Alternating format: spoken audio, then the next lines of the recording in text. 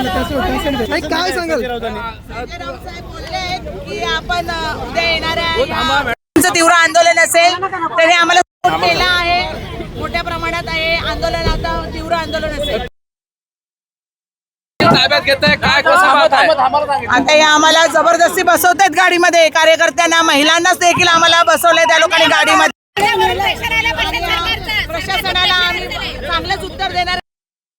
नुकसान यांच्यामुळे होणारं ट्रॅफिक यामुळे आम्ही तीव्र आंदोलन करणार आहे. काय सांगाल आज?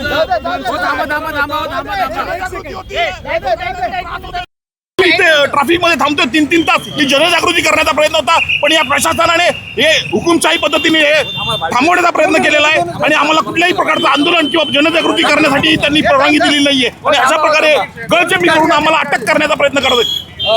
संजय राऊत देखील तुमच्या आंदोलनात सहभागी झाले. लवकरच एकत्रित युतीमध्ये जे काही एकत्रितपणे आम्ही यामध्ये मोठ्या प्रमाणात आंदोलन करण्याचं आश्वासन त्यांच्याकडून आलेलं आहे. एकूण नेहमीचाच हा त्रास आहे का ट्रॅफिकचा तुमचा? जवळजवळ 6 महिने हा जे काम चाललंय तेव्हापासून हा ट्रॅफिकचा 3-3 तास लोक ठाणा ते घाटकोपर या दरम्यान 3 तास थांबावं लागतो. गरोदर महिला जर कुठे जायचं असेल हॉस्पिटलमध्ये तर त्यांना खूप मोठा त्रास सहन करावा लागतो. चला जाऊ द्या.